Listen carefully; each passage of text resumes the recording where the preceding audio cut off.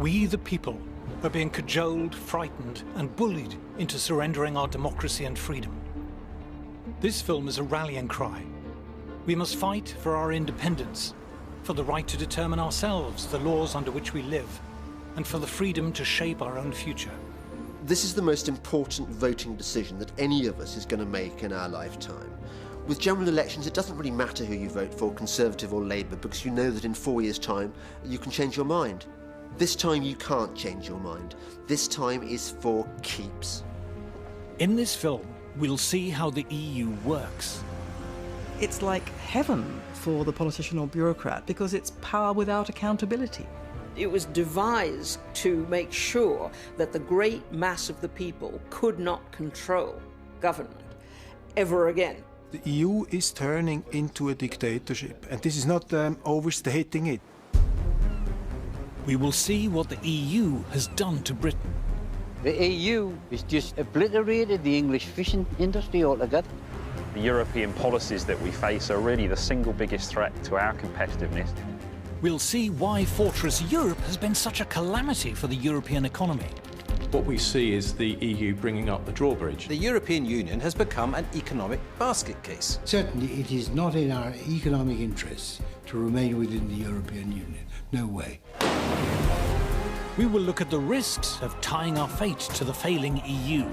Extremism at both ends is being fostered by the anti-democratic nature of the European Union. Far from being it safer for us to be in the EU, there are dangers that go along with us being members of the EU, being dragged into situations we don't want to get in. And we'll look at how independence could transform Britain. We have huge scope for creating vast numbers of new jobs. Outside Europe, we could have prosperity on a level that we can't even imagine now. We're being asked to give up the right to govern ourselves. What are we being offered in return that could possibly be worth it? Just shows utter contempt for what they think people are like, because they really do believe that these little trinkets are going to buy us off. What really matters is that you should have the power to remove the people who govern you.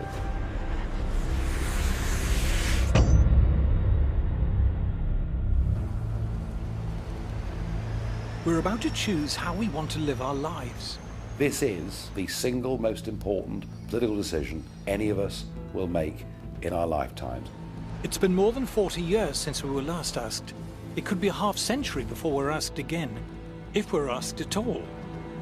I think this is the last chance that we'll be able to vote on EU membership when we still have a recognisable identity as Britons. And what makes it scary is that if we go the wrong way, we're in it for certainly my lifetime, and probably my kids' lifetime. I'm on my way to Brussels to better understand the deal that's on offer. This is about our ability to say to ourselves that we are a genuinely democratic and free people. That's how important this is. In return for our democratic rights, we've been promised prosperity and security. Are these promises convincing? The choice before us is all about democracy and how highly we value it. The word democracy comes from the ancient Greek. The demos is the people. The people are meant to be in charge, not politicians or bureaucrats. They're meant to serve us, not rule us. We have given them some power, but only temporarily, and we can take it away from them if they displease us. That's the theory. The EU, s'il vous plaît. Straight off, there's a snag. On my quest to understand the EU, my first challenge is to find it. There are over 90 EU buildings here in Brussels, and a load more in Strasbourg and Luxembourg. As impressive as the modernist buildings is the number of directorates, councils, commissions and ministries which occupy them. But here the EU slips its first cog. For a democracy to function, there needs to be transparency. We, the people, need to know how the system works.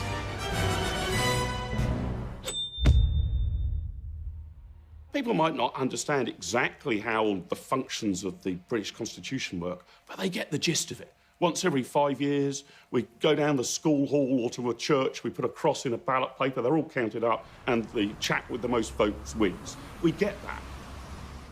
You try working out how a European Commissioner is appointed. It's positively Kafkaesque. You can't actually get your head around who does what, why, and who is answerable to who. The European Union, which imposes laws on 28 countries, is made up of 7 main institutions, which include the European Council, the Council of the European Union, the Court of Justice of the European Union, the European Commission, and the European Parliament.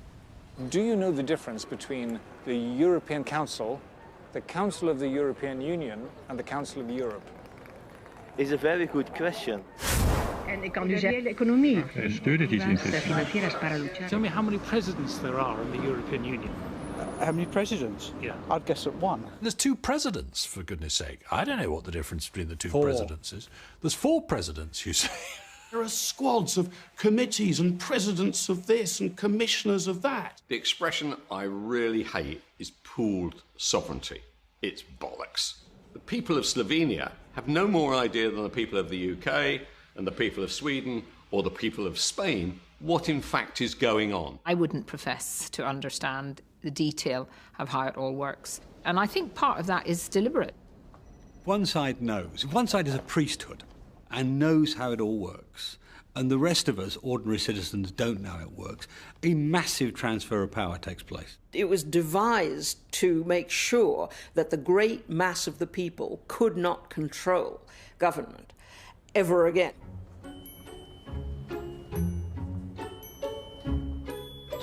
Problem number 2. For a democracy to function, you need to know who's running it. A democracy only works if you know who your representatives are. David Cameron, tough, tries to hide it, probably quite a nasty piece of work. Tony Blair, oily. There is only room for one in the lifeboat, Tony Blair. The ordinary voter, who's going to hand them all this power, can make up their mind whether they like them, dislike them, because they see them in the papers, they hear them on the radio, they watch them on the telly. Do you recognise this man? No. Do you recognise that man? No. I challenge you to name almost any of them. Do you recognise this guy? No. There's that chap Juncker. Is he one of them? I didn't know whether it was just the British being a bit thick, so I thought I'd ask some folk in Brussels. Yes. Martin. Martin. Can you tell me who that is? No. Who are all of these Eurocrats? Who are they answerable to? Ah, but here we come to problem number 3. Accountability. Would it help if you knew who they were? Because you don't have any power over them, so what's the point? In the EU, there's a thing called a parliament, but it's not a parliament as we know it. In the EU, the parliament isn't in charge. Have you ever known anyone know who their MEP is? Nobody does. It's because we know that they're not actually being voted into a meaningful position of lawmaking. This is the only parliament the world's ever invented where you cannot initiate legislation, propose legislation, or even the repeal of legislation. All of that comes from the unelected European Commission. So you can't propose a law and try and get it passed? No, absolutely not. Parliamentary democracy, once every 5 years, you can throw everything out of the window and start again. With this, once something is European law, there is nothing through a democratic process the voter can do to change it. The people whom we elect to go to Brussels have almost no power at all. They do what they're told. Got even less power than the House of Lords, for goodness sake. Our votes for these people are pointless. They are fundamentally pointless. The European Parliament's an irrelevance. The European Union bureaucratic structures, who are appointed, not elected, have all the real power. The real power in the EU, including the power to legislate, resides not with the Parliament, but with EU officials. They debate their laws in secret. We are not allowed to hear or read their deliberations. Do you know the name of Britain's European Commissioner? No. Have you heard of Jonathan Hill? No. No. Did you vote for him? No. Did I vote for him? Yeah. No. No.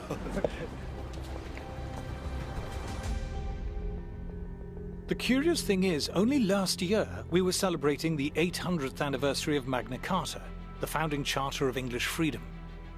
The history of democracy in Britain has been the history of taxpayers demanding the right to determine themselves how much tax should be taken from them and how it should be spent.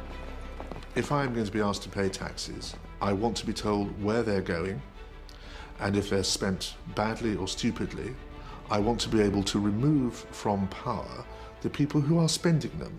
What made Britain rather different from most other countries was that at an early stage we said no government could pass any law or impose any tax without first getting the authority of the British people. So it's a major thing that we can be taxed by other people without our say.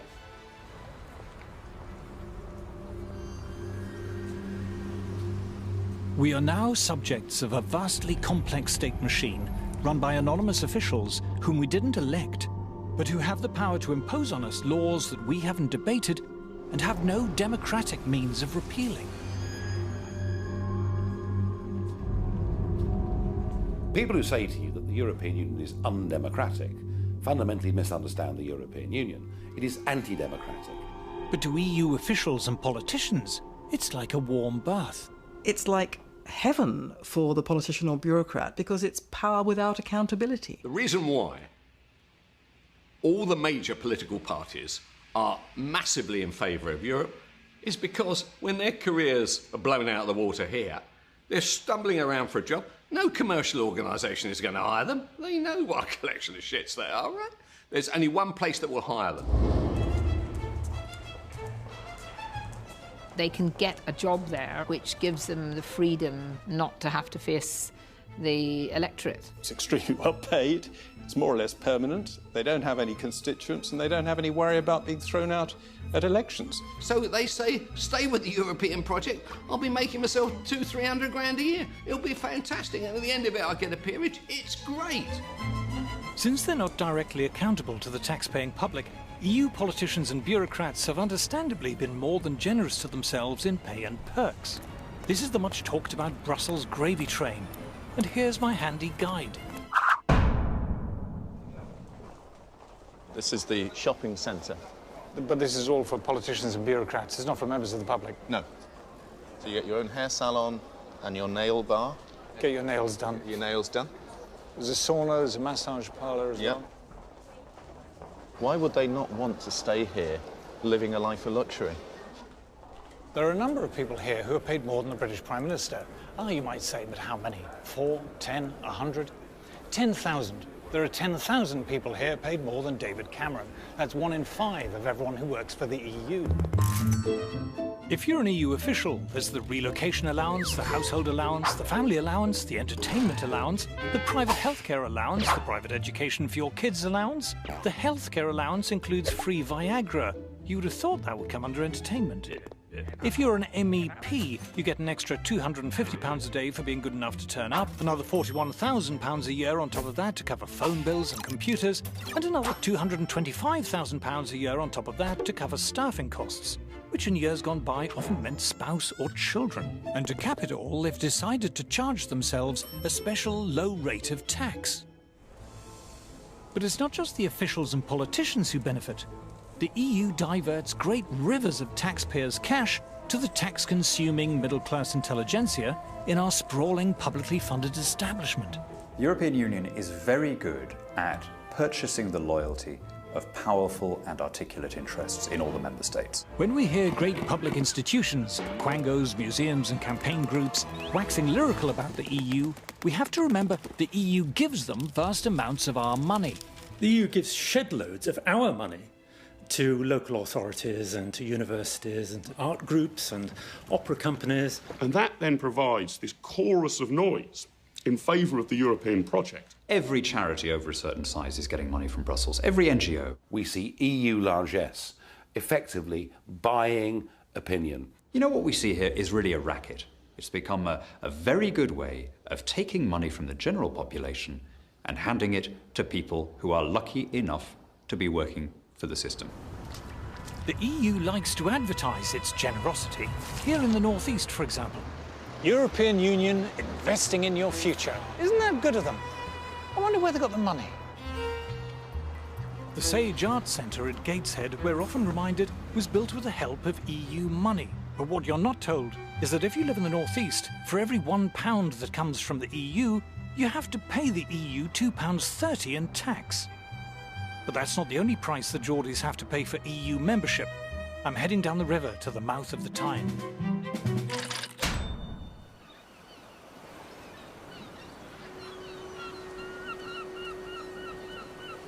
The reward for giving up our sovereignty, we're told, is greater influence in Europe. To see how much influence we have, I've come to the place I grew up. For centuries, fishermen's huts called shields lined the River Tyne. From them came the names of the towns that straddled the mouth of the river, North and South Shields. The seas here are rough, but the water is rich in mackerel, haddock, salmon, herring, cod, skate and shrimp.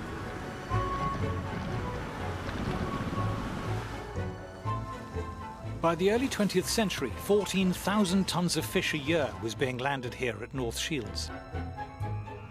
There's a daily fish auction here still, in a building part funded by the EU. Oh yeah, £24 in, 24 you back in, 24 in, 25, £25. 40 quid for them, 30 pound for them. In a corner of one of the halls sits fewer than 100 boxes, part filled with fish. A dozen or so fishermen and merchants surround them. £26, 27, £27 yen, 28, £28, 29, £29, £30, £30. 74-year-old fish merchant John Ellis has been buying at this auction since the 1950s. Better place, £6 with it. When I started working down here, there was about 200 firms working on the quay. There was haulage firms on the quay who had 30 and 40 wagons that used to ship the fish away. And how many boxes would there be in the market then? In them days, 8, 10, 12, and then you would get also, you get 1,000. 12,000 boxes a day? Uh-huh. So of different place? You have an X, man. You couldn't get moved. Now with this, well, I think the average for the year, it'll just be about 200 boxes a day. So it's quite nothing, isn't it?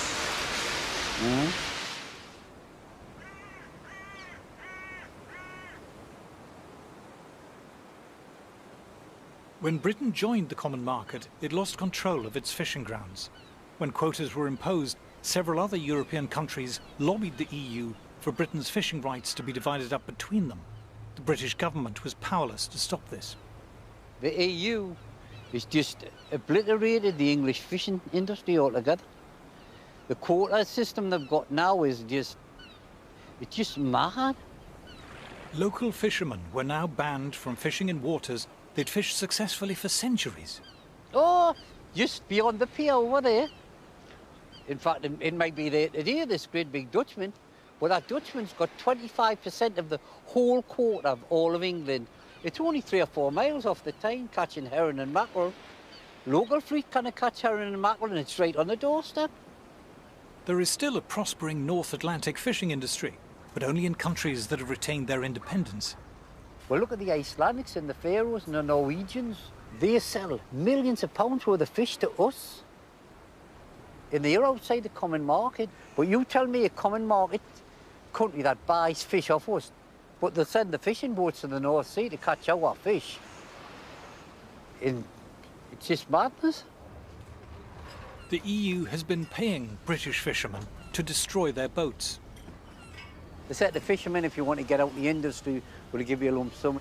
This here looks like an old boat that's been destroyed. They just watch them with big chainsaws, cutting the old wooden boats up and burning them. The EU pays fishermen to leave an industry and destroy their boats. That's right. While at the same time giving rights to people elsewhere to fish the same waters. Oh, that's right, uh-huh.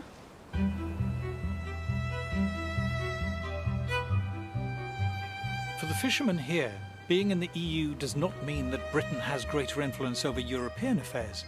It means Europe has taken control of our affairs. We have not gained power, we've lost it. For the last couple of decades, Britain has voted against 72 measures in the European Council and been defeated 72 times. How will you be voting in the referendum? Oh, definitely out. Definitely out. I've known that as soon as I ever got the chance, I'd vote out. For many in Britain, the EU sticks in the craw. EU regulation seems absurd and intrusive. We don't like being bossed around by a bunch of bureaucrats. For the British, it seems to go against the grain. There's a huge cultural difference. I've seen it for myself when I was in government, when I went to meetings of the Council of Ministers. They thought I came from another planet. There is still in many parts of the continent a notion that the way that society should be organised is to have a class of wise, experienced, public-spirited experts who will run things in the best interests of all. The British historically have been deeply sceptical of this kind of approach. Britain, I think, does stand out within Europe, and one of the odd things is why they want to keep us in the club, given that they're always complaining about us. Why are British the cussed ones in Europe? Why are we so attached to our independence and freedom? Why do we take so badly to regulation? Where does it all come from? The British freed themselves from suffocating feudal regulation centuries before the Europeans. While serfdom still existed in large parts of Europe, the free British were carrying out the great commercial and industrial revolutions that gave birth to the modern world. In the 19th century, unregulated Britain was the pioneer of global free trade, workshop of the world, dominating the world economy like a leviathan. Even on the eve of the First World War, Britain was building around 60% of the world's commercial ships and owned almost half the world's cargo-carrying ocean-going steamers. But the First World War changed everything. New ministries were set up as the government extended its control over every aspect of British life. Industry became heavily regulated. First shipping, then the collieries, railways, canals, and agriculture. The Great War is, in this as in many other respects, a great watershed in British history. During the war, there's incredibly detailed state control of a whole range of industries. By the end of the war, there's a feeling that there needs to be much more permanent regulation and control of society by the state. A company was no longer private property. It was a national asset to be directed from above. The government increasingly thought that it should plan, it should control, it should regulate. When the war was over, so was the excuse for government regulation, and many were scrapped, but not all of them, and not for long. British government sought to deliberately cartelise and control the major sectors of the British economy, basically checking the spirit of initiative and innovation that had been such a dominant feature of the British manufacturing sector in the 19th century.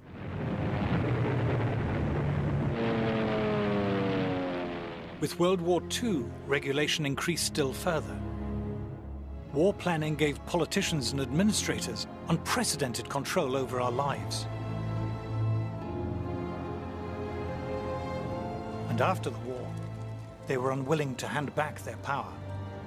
We won the war, so we think that governments must be pretty good, and as a result, everything is then planned. How we build houses, what houses should look like, how they should be decorated, who should live in them. Virtually every area of life, we had boards of experts working out the best way to do things. A young couple has dropped in for advice on setting up home. First, they're shown how to avoid overcrowding a room. Always allow at least 18 inches between chairs and other furniture. Everything from heavy industry down to clothes, food, and children's toys were regulated. If you didn't manage a doll at Christmas, this is probably why. All restrictions on toy making have been lifted, but export has the first claim. Britain became perhaps the most state-controlled and regulated economy in Europe. The regulation of business, trade, commerce of all kinds was much, much greater than anywhere else. Regulations, price fixing, protectionism, supporting failed industries. A heavily regulated economy, ordered from above, the politicians assured us, would be a screaming success. But the very opposite happened.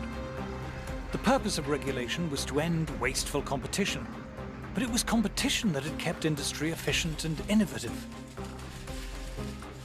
Nimble entrepreneurs who were rewarded for success and punished for failure were now replaced by plodding bureaucrats ticking boxes. Productivity and output plummeted. Shortages pushed up prices. the buying power of the average wage, £5 to £6, has shrunk at an alarming rate. But first among offenders in increasing prices was the government itself. Coal rose, affecting other industries. Electricity charges went up. Then as we get more money, everything goes up, doesn't it? It must be this inflation they're all talking about. For ordinary British consumers, life was grim. Goods were either unavailable, unaffordable, or heavily rationed. Good news came with a sticky end to sweet rationing. For 9 years, mouths had watered for this great day. And it was too much of a tummy ache for the country's economy. And soon, personal points came back.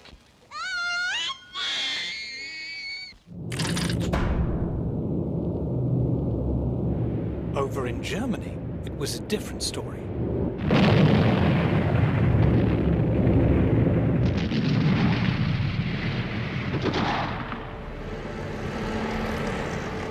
The war had left Germany little more than smoking rubble. West Germany would receive some Marshall aid, but only less than half the amount sent to Britain. At the end of the Second World War, Germany was a ruin. If you see the old footage, it was absolutely flattened. Germany needed a miracle, and this was the man who performed it. In the first free elections after the war, Ludwig Erhard, the son of a shopkeeper, became Minister for the Economy, a post he held until 1963.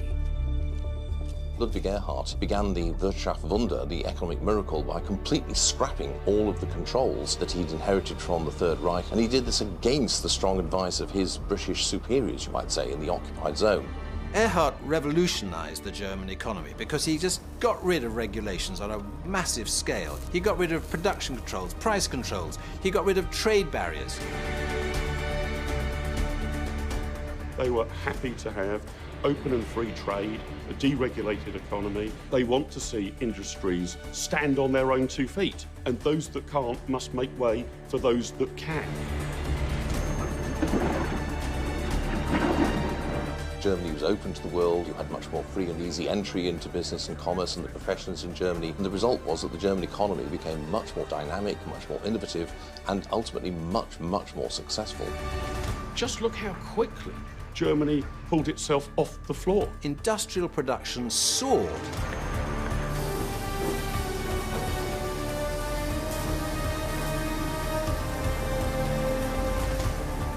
In Britain, there were shortages and rising prices. In Germany, goods were abundant and wages rose steeply.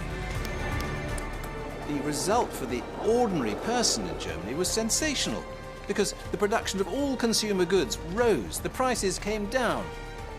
Britain, who won the war, was still rationed for year after year after year, whereas Germany, who lost the war, rationing was abolished. Before you know it, just a decade or two of this approach, and it's a powerhouse of Europe. Contemporaries described it as a miracle. By the time Erhard left office, he had transformed Germany from a pile of smoking ruins to the third biggest economic power in the world.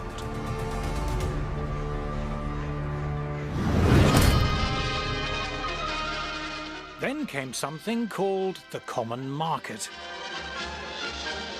In the greatest free trade experiment of modern times, the barriers are going up between 6 European countries. Barriers up, tariffs down. That is the meaning of the common market, formed by France, Italy, Western Germany, with Holland, Belgium and Luxembourg. They will reduce and eventually abolish trade barriers between themselves, and at the same time maintain a common tariff against the world outside. Joining the EEC seemed like a great idea. It meant escaping the dismal, dreary confines of post-war Britain. In the 70s, we had terrible problems. We had double-digit inflation, the 3-day week, prices and incomes policies, and we looked across the channel and we thought, these chaps are doing something right. At that time, Britain was a very centralised place, a very over-bureaucratic and regulated place. Europe was a much more competitive and free-trading place, and it looked like the future. Europe was the future. Europe meant sun and wine and fancy food like pasta. It meant going out into the world and opening up and hopefully becoming more like powerhouse Germany.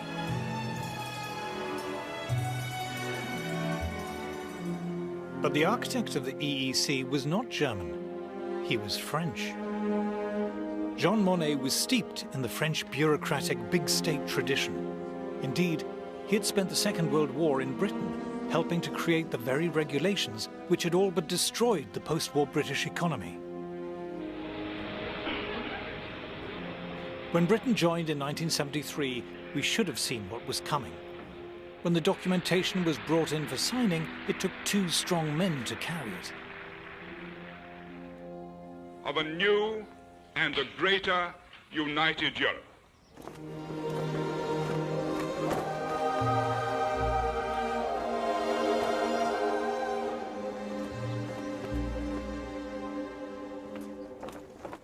It soon became clear that the common market was so much more than a trade deal. Shiny new buildings kept appearing, the administration grew, and the price of membership kept going up as the EU assumed greater powers and demanded more money from member states. Inevitably, this burgeoning bureaucratic machine reflected the values of the university-educated people who ran it and who benefited from its generous funding. Staying in the EU is the right kind of thing because it's what civilized, sophisticated people do. If you believe in the EU, you believe in the arts and arts funding. I think there is a mindset amongst the cultural and the political elite that their role on the planet is to direct the lives of the rest of us. They think that ordinary people need to be controlled and looked after. They think the world needs to be ordered from above and that they should be the ones doing the ordering. There's a tremendous snobbery built into the whole project. The idea that you are part of the elite which should decide how the little people live their lives. These people up here, the intellectuals, are looking down on the plebs and saying, you aren't bright enough to decide the future of your country.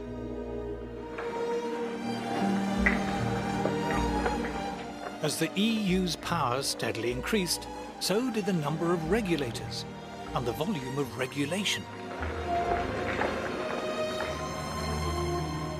The bureaucratic class can find no area of human life that they don't want to write a rule book about. What vacuum cleaner you've got, where you get your hair cut, what kind of size your shoes are, and those rule books stack up one on top of the other, such that no reasonable human being could now possibly have an understanding of all the rules they need to obey.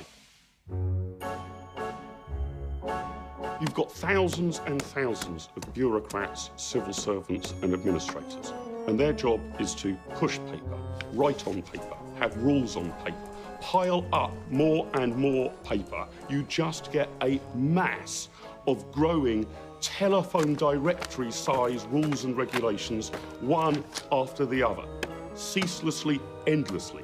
That is actually what the bureaucracy sees itself as there to do. If the list of EU rules could be put into one document today, it would take more than 2 men to carry it on. Such a document would reach as high as Nelson's column. Regulation is so vast and complex, even the EU is unable to tell us how many laws there are covering different areas of our lives. So we've used some helpful EU databases to make the best estimate we can.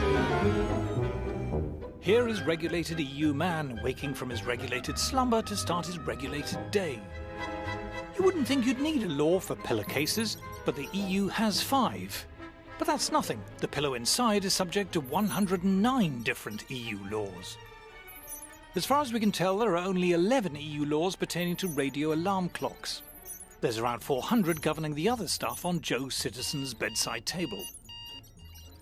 You can't be too careful with duvets and sheets, so there's around 50 laws governing those. There are 65 laws governing bathrooms, but that doesn't include the contents. How they've managed to think up 31 laws for toothbrushes is beyond me. But let's face it, toothpaste is a bit weird, so 47 laws sounds about right. Mirrors have been known to crack and get dirty, so they're covered by 172 laws. As for the shower, well, we've all seen Psycho. Murdering girls like that is now strictly prohibited. Shampoo can get in your eyes and cause discomfort, 118 laws. EU bureaucrats seem terrified by towels for some reason, slightly more relaxed about radiators.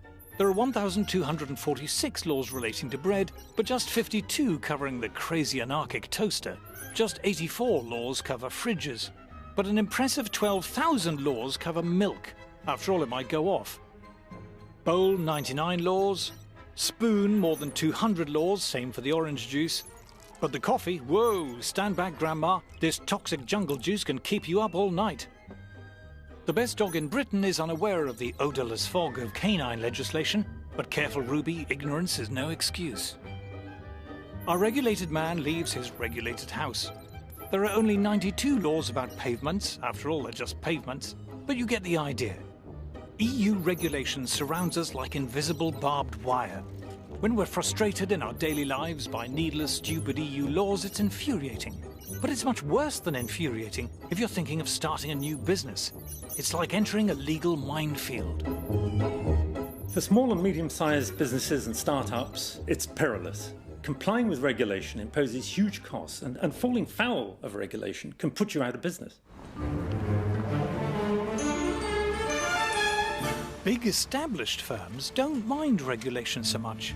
For a start, it means less competition. Big corporate interests tend to love the EU. It suits their purposes perfectly. All the corporations love the European Union because what it does, it creates the regulations which destroy their smaller rivals. Big business loves regulation. Don't forget that. Big companies can lobby in Brussels, and the amount of money they spend there is staggeringly large. One of the first things that stuns you are the number of invitations on your desk to lunch, breakfast, dinner, champagne receptions, and invariably they come from lobby groups. There are people who make their entire livelihoods out of being professional lobbyists in Brussels. This is where a lot of the lobbying goes on. So you will see the lobbyists from different companies, from NGOs. The returns they get by stifling competition and framing regulations in a way which suits them and keeps other people out is very, very striking. It used to be called a rich man's club, and that is by and large what it is.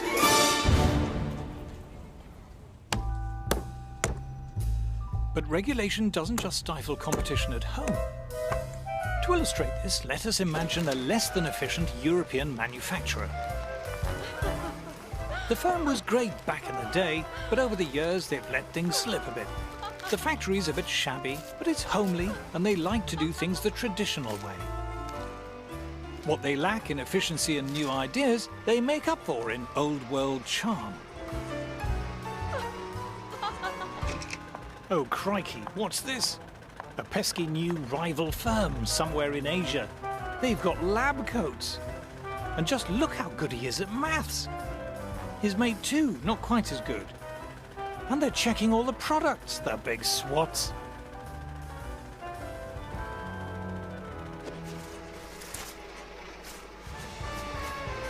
At our Euro firm, the products haven't changed much in a while.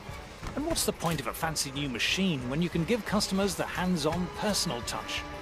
It seems to have worked all right in the past. Oh, but look at the Asian fellas. Their umbrellas have clever sci-fi buttons to make them open. Oh, what? The buttons make them come down too.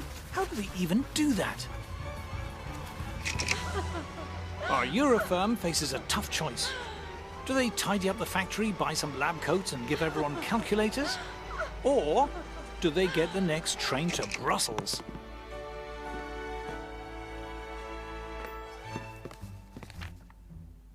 Over at the EU Directorate of External Relations Commission Council, a sympathetic official hears the problem. These blasted Asian brollies are better and cheaper. Aha! This is just the kind of abuse the EU was set up to tackle. The official comes up with 3 brilliant solutions. 1. Tariffs. Let's slap a tax on all those fancy Oriental brollies. 2. Quotas. Let's limit the number of Asian brollies coming in. 3. Complex and cleverly drafted regulations, saying you have to wear braces and eat spaghetti to make brollies. With protectionism, you are basically trying to protect industries that otherwise wouldn't do very well in a competitive environment. Otherwise, you wouldn't bother to protect them. You only create a trade barrier because somebody else has got a better, cheaper product. Otherwise, why would you create a barrier? What we have here is something that portrays itself as a free trade area, but is actually erecting barriers and walls to the rest of the world. Our inefficient manufacturer is delighted. But how about the rest of us? If you are propping up and sustaining inefficient ways of doing business, then the people who suffer are the customers. You are preventing your citizens from accessing better, cheaper products. You name it, TVs, laptops, sofas, EU regulation and trade barriers pushes up the price of everything. The cost of living goes up, Europeans get poorer.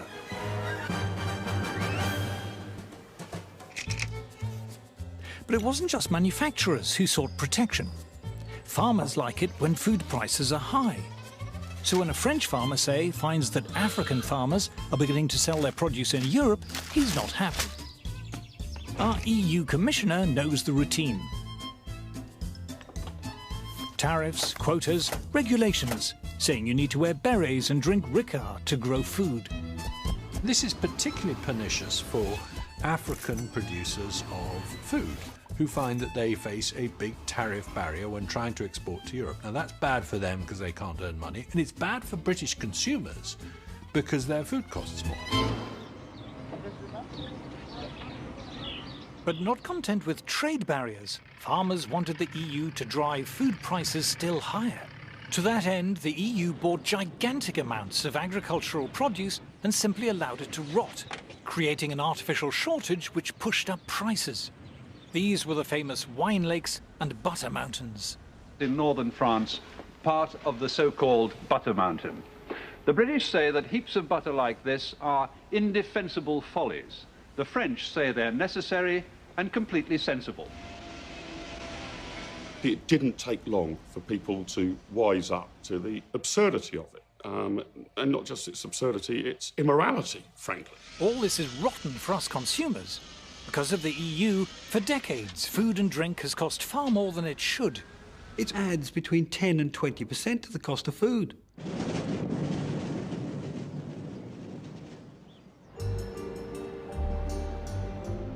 But it gets worse. Let's look at protectionism and the steel industry. If you're a steel producer, you don't like the idea of cheap steel coming in from America or Asia. You'd much rather the EU shove up some trade barriers. Great for steel producers, but what if you're a steel consumer? Suppose you make bridges or railway lines or cranes or robots or ships or trains or cars or space shuttles or other things made of steel. You now have to pay more for your steel than your competitors in, say, South Korea or Brazil. Protecting one producer has raised costs for other producers. The disease spreads. Instead of one uncompetitive industry, we now have many. To see how this works in practice, I've come to the Tate & Lyle sugar refinery in London. For centuries, raw sugar has been coming into the Thames in huge quantities to be refined in factories like this.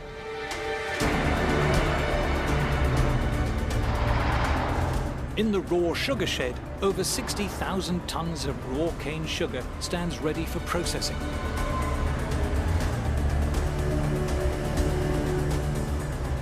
Outside is Tate & Lyle's own dock. In years gone by, this was crowded with boats from countries like Brazil and Australia and India, queuing up to offload their cargo. The European Union is the biggest drag on the competitiveness of our business. And what precisely are they doing, which is the problem? Well, you can see behind me on the jetty today that there's no boat here with raw sugar, and that's precisely our problem.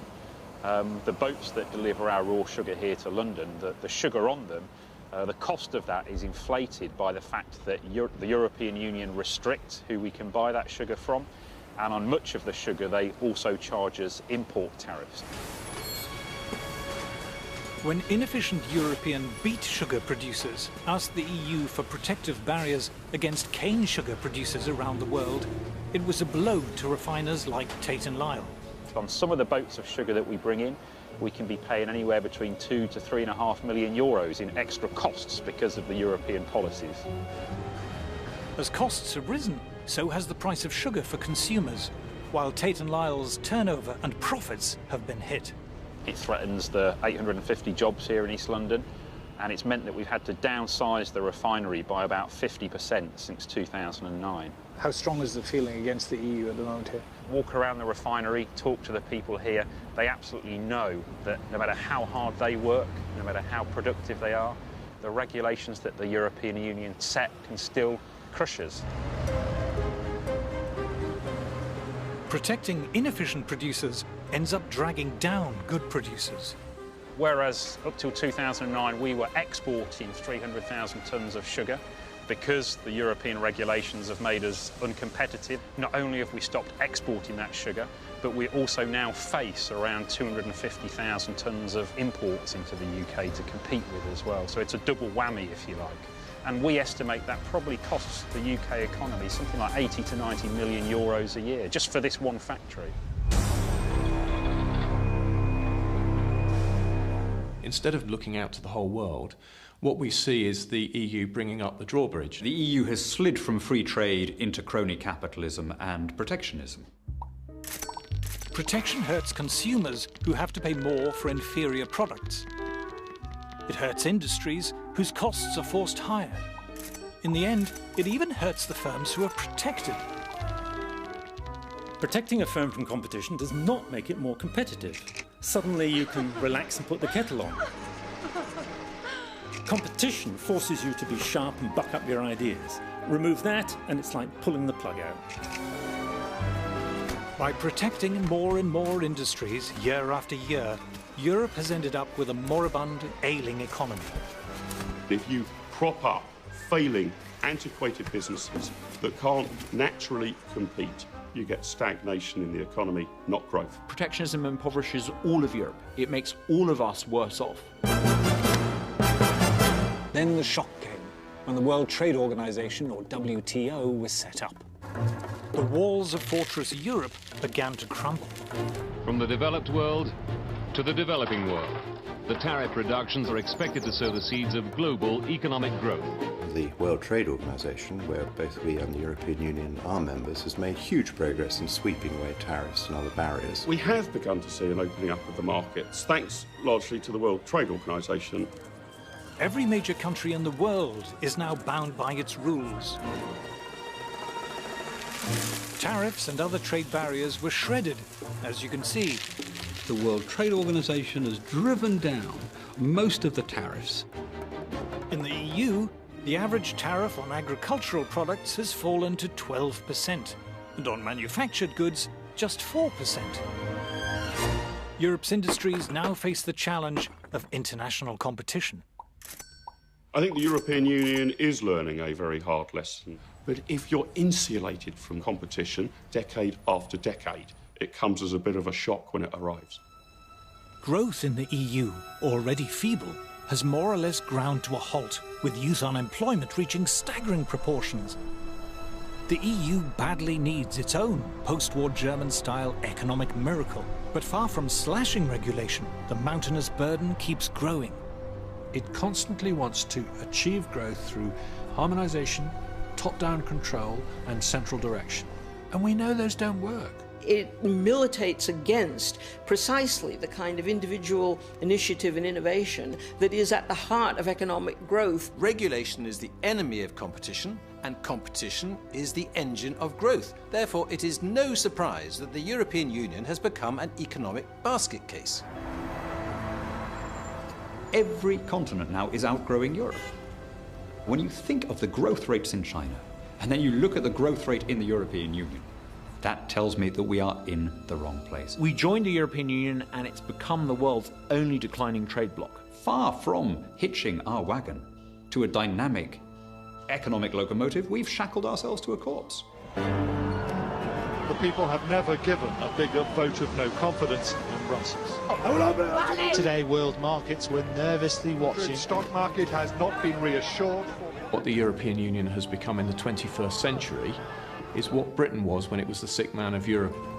Despite decades of economic decline, the EU elite carries on regardless. They are unmoved by criticism, untroubled by popular discontent.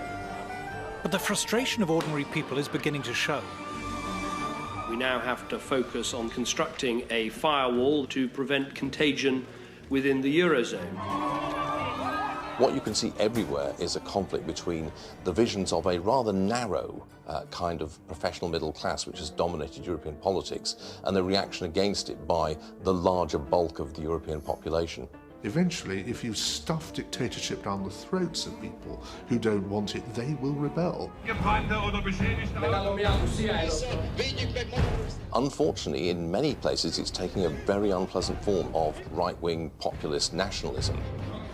Extremism at both ends is being fostered by the anti-democratic nature of the European Union. What do we see? Far-right parties, ultra-nationalist parties. We don't know what the future of Europe is going to look like, but at the moment it's not looking good. We don't know what political forces are going to rise in the future. We don't know what conflicts we might be dragged into.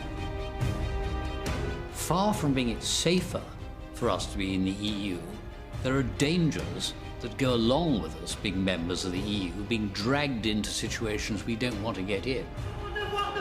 Marine Le Pen's far-right party came first, winning 25% of the vote.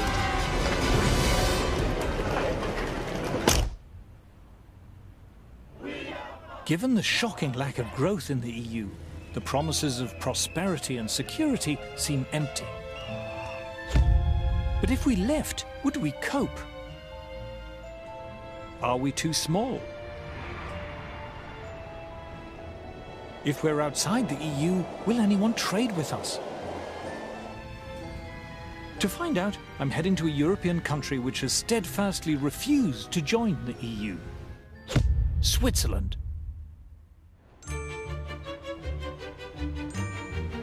It's very pleasant arriving in Zurich. The station's lovely. The bit round it's lovely. In fact, everything's lovely. But then, this is the wealthiest city in the world, ranked as having the highest quality of life in the world.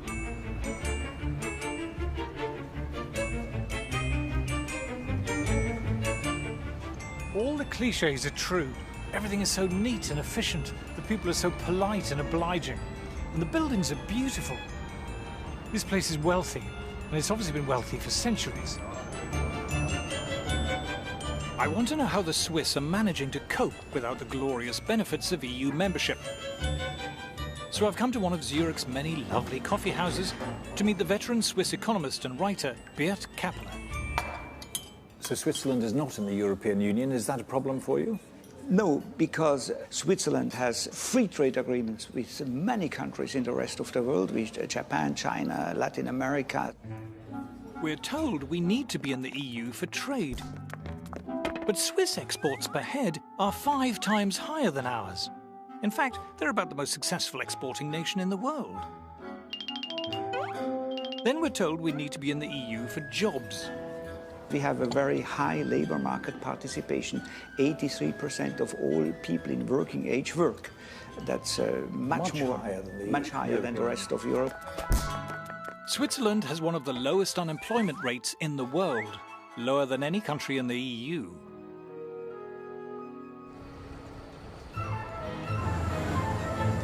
Don't be fooled by the mountains, the cows, and the cuckoo clocks, which are German, by the way.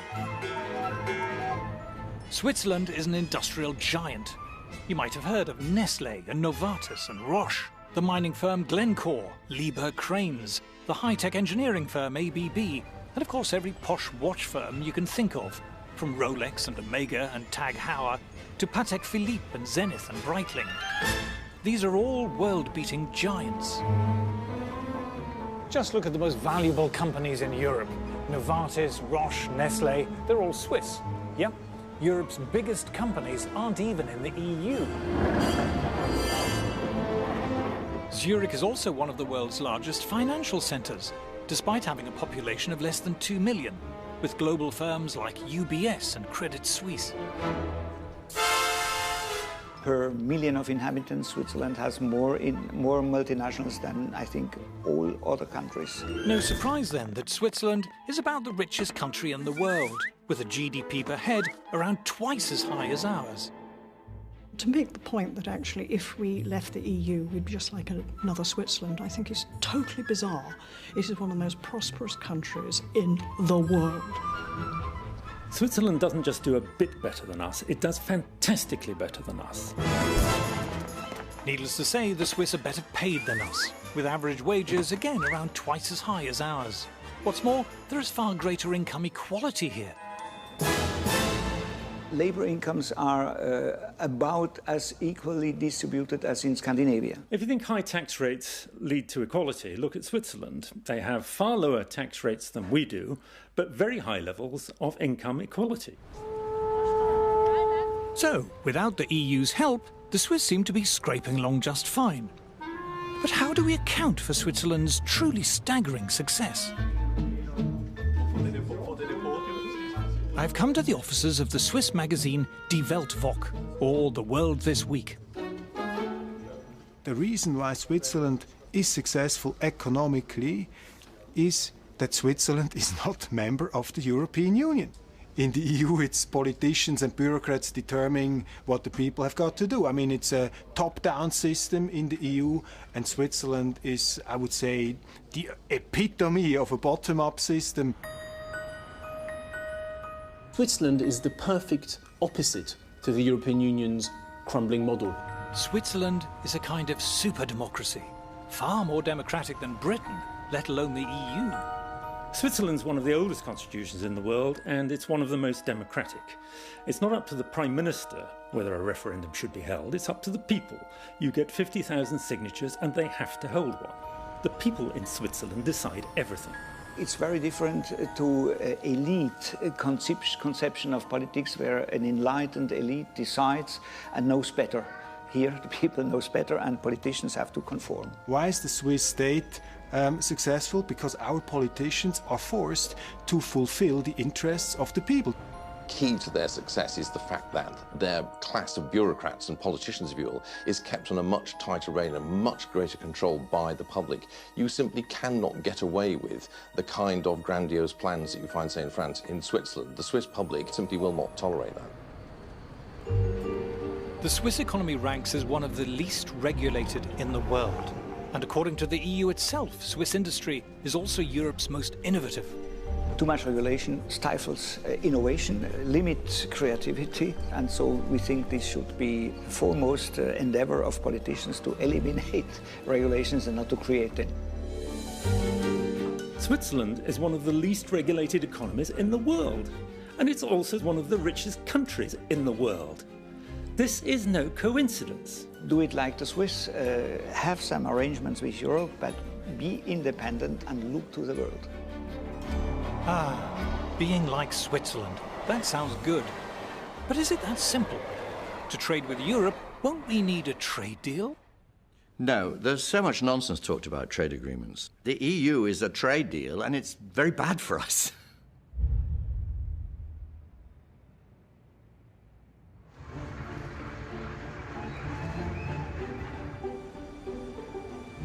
There's an old-fashioned view among politicians that trade is something that politicians organise. It's not. Trade was all about the great and the good from one country signing a treaty with the great and the good of another country. But real life is starting to leave that behind. I've headed back to South Shields to visit John Mills, one of the Labour Party's biggest donors. His company, JML, has hundreds of products manufactured for them in countries all around the world and exports thousands of container loads of goods every year to every corner of the planet. This business is truly global. Well, we export to about 85 countries at the last count. The majority of these countries are not in the European Union. But it's actually no more difficult for us to sell to the United States or to Australia or to even China than it is to sell to the EU. The idea that you have to be in the European Union to trade with the European Union is a total absurdity. Wander into any shop in Britain and you'll find goods from all over the world. Cameras and TVs from Japan, computers and phones from America. But we have no trade deals with these countries. You don't need a trade deal with a country to be able to trade with it. If you go shopping, what do? Well, you buy Chinese goods, you buy Korean goods, you buy American goods, and yet none of those countries are part of the European Union. China doesn't have a trade deal with the European Union, nor does the United States, nor does India. You don't need trade deals. Trade involves having a product or a service which other people are prepared to buy at whatever price you can produce it for. Though we don't need a trade deal to trade with Europe, it's highly likely they will want one. for one simple reason. The EU is desperate to keep its goods flowing into the UK. You go outside, you count, don't take my word for it, go count the number of Audis, BMWs, Mercedes, Volkswagens. You'll find it's over 30% of our market. The Germans' biggest industry needs us to the tune of 16 billion plus every year. We are actually the biggest market for the rest of the European Union. We are not a supplicant. We need a bit of self-belief and a bit of self-confidence. Even though we're EU members, since the turn of the century, the proportion of British trade with the EU has been in steep decline, while trade with the rest of the world has been rising sharply. There's no trade deal at the moment with China. The EU does not have one. But if you look at Anglo-Chinese trade over the last 10 years, say, that has been growing several times faster than Anglo-EU trade, where, of course, there is a trade deal. Our percentage of trade with the EU is falling virtually by the minute. I mean, it's tumbling even as we conduct this interview. Every single year that goes by, the percentage of British overseas business that is done outside the EU grows at double the rate of the business we do inside the EU. They need us more than we need them. Ah, but what if the EU proposes a trade deal which forces on us open borders and other stuff we don't like? If a proposed trade deal is unacceptable to us, whether it's with the EU or anybody else, we just don't sign it. It's true that British companies who export to the EU will have to comply with EU regulations. But it's also true that EU companies wanting to export to Britain will have to comply with ours. Germans who export to America must abide by American regulations, likewise for American exporters to China, and Chinese exporters to Brazil, and Brazil to the EU. Every exporting company in the world has to comply with the laws of the place they're exporting to. Trade deals make no difference. One of the arguments put by the in crowd, the Remainers, is, oh, well, you know, it takes a long time for Europe to come up with a free trade agreement. It's taken 9 years to come up with a free trade agreement with Canada. Well, this is a very good reason to leave. In the globalised 21st century, you don't need a trade deal to trade, and yet they're still useful. The question is, are we more likely to have bigger and better trade deals inside the EU or outside? Let's add up the GDP of all the countries that have trade deals with the EU. It comes to £5 trillion. Golly, that sounds a lot. But look at Switzerland, 29 trillion. And what about tiny Singapore? They've got trade deals worth 7 times as much as the EU's. And South Korea, 9 times. Chile, population 8 million. It's got 50 trillion. Unbelievable. But let's cheat. Let's add to the EU pile the value of its own internal market, as if it had a trade deal with itself. It's still rubbish. You can't throw a shipping container without hitting a country with better trade deals than the EU. In fact, if you're trying to avoid trade deals, joining the EU is probably the best thing you can do. The EU has got no trade agreement with China or India or Russia or the United States. I mean, it's staggering that they haven't managed to achieve that. Of Britain's top 10 non-EU trading partners, the EU has trade agreements in place with only 2. As far as trade deals go, being part of the EU cuts you off from the rest of the world. Our history is a trading, buccaneering history, you know, back to Drake and beyond. And that's what we're good at. At the moment, our hands are shackled by being in the European Union. We've got a much, much better opportunity, really, for striking good trade deals if we're outside the EU than if we're inside. If we left the European Union, we could very quickly establish free trade deals with the most dynamic parts of the world economy. Today, Europe doesn't look like the future. The future consists of nations in Asia and America and Africa. Getting stuck in Fortress Europe is the worst thing that could happen to us. The idea that we have to stay in the EU for our prosperity is wrong-headed. Why do we need to attach ourselves to the one part of the world that's doing really badly? Within Europe, we know what our future's going to be to some extent. It's going to be pretty stagnant, while the rest of the world roars ahead. We have huge scope for creating vast numbers of new jobs. Being obsessed with just this corner of the world is being a little European. Outside Europe, we could have prosperity on a level that we can't even imagine now. Escaping Fortress Europe could be a new start for Britain, a return at last to the global commercial and trading giant we were in the 19th century. If we embrace free trade and escape the stultifying restrictions of EU overregulation, there's the potential for an extraordinary economic renaissance. Britain is a great country. I think our economy is poised for much greater things. But I think in the last 2 or 3 decades, something really interesting has happened in this country. We've changed. We've embraced entrepreneurialism. Young people now want to go it alone. They want to run their own businesses. They want to be self-employed. They don't want to work for these big multinationals anymore. They want to build their own multinationals. But to recover this level of prosperity, we must take back the right to govern ourselves. We're being asked to trade in our freedom, and look what we're offered in return. It's about bread and circuses, isn't it? Bread and circuses for the little people. The political class say to us, you needn't worry about sovereignty or any of that stuff. You're going to get better mobile phone rates, and that's the good news. And you're going to get slightly cheaper holidays. And those are the things that really matter to you, aren't they? Because you're one of the little people. I mean, would you really trade in your national identity for cheaper mobile phone calls when you're abroad? They're treating us like natives in the 18th century, but Captain Cook lands on the shore and he starts handing out these beads and trinkets, and we're going to be happy with that, and we're going to sell them our country for them. Just shows utter contempt for what they think people are like, because they really do believe that these little trinkets are going to buy us off. In the referendum, we will be asked to choose. Do we want to be governed by an organisation which we don't understand, run by people we don't know and haven't elected, who have the power to impose on us laws that we haven't debated and have little or no chance of blocking or repealing? Have you decided what you're... We need to regain the right for British people to make British laws.